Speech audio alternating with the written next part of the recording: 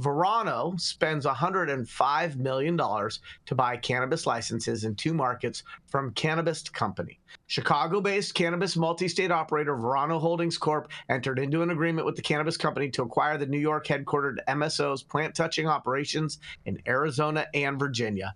Verano will pay $105 million in cash, stock, and promissory notes to acquire properties in the 2 states, growing its footprint to 14 U.S. markets, according to a Monday news release. As part of the agreement, Verano will pay $15 million in cash for the Cannabis Company's Arizona operations, which includes 1 cultivation site, 1 production facility, and its only 2 marijuana retail stores in the state in Prescott and Tempe. The assets Verano is purchasing from the Cannabis in Virginia include 1 cultivation site, 1 production facility, and 6 stores. Upon closing, Verano will pay $20 million in cash as a closing consideration, $40 million in Class A subordinate voting shares, and issue a $30 million promissory note. That's kind of like a seller financing type deal. There's a total consideration. That's a total consideration of $90 million, not including the other $15 million.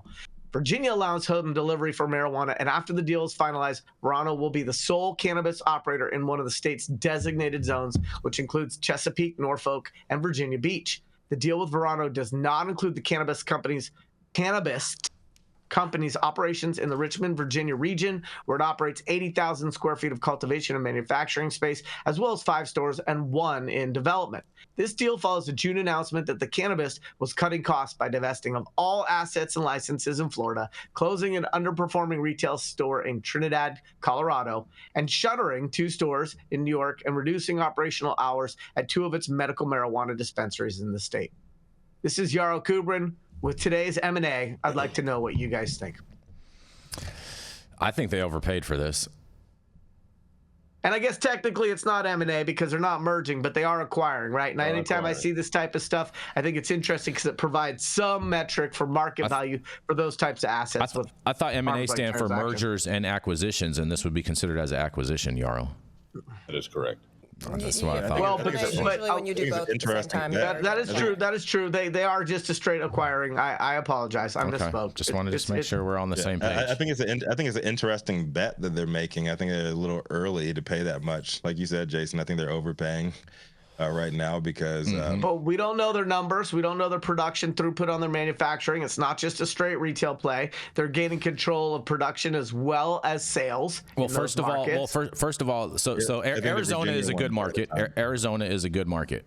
Okay. Virginia is a huge question mark. Yeah, Virginia is a huge. Exactly. Yeah, that's what I'm saying. Like the Arizona, if they get in with the right people, because we know Arizona is a very, very lucrative market, but it's a closed market. You have to be. That's why it's lucrative. People. Yeah. It's a walled garden, if you will. Virginia is a wild card. I think they are. They're jumping the shark on Virginia. Yeah, exactly. They're it's an interesting bet to play with those 2 states. They have to have some inside people in the Arizona market if they want to flourish. Virginia, like I have no idea what they're thinking going in. It's hot and heavy in that market. You have no idea what's going to go on. Especially when you have D.C. that's never going to clean up their act and is going to be the New York of that region. And why is that, Jason? Because Republicans won't let them. Republicans won't let Virginia, D.C. clean up their act. So what you're telling me that you're telling me DC's been trying to do the right thing for the last 8 years. D.C. is run by Democrats. They are never trying to do the right thing. That is just crazy poppycock, Rico.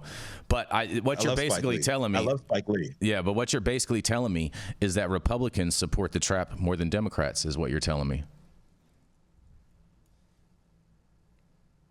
Yeah. Okay, fair enough. Just want to make sure we're on the same page with that. In Virginia, Glenn Youngkin said no cannabis, even went against the will of the people. Yeah, well, let me revise that, Todd. He said no to the way the Democrats wanted to do cannabis. Exactly. And then his Republican buddies got in there, and they couldn't agree on anything, and they couldn't get shit done at all. At all.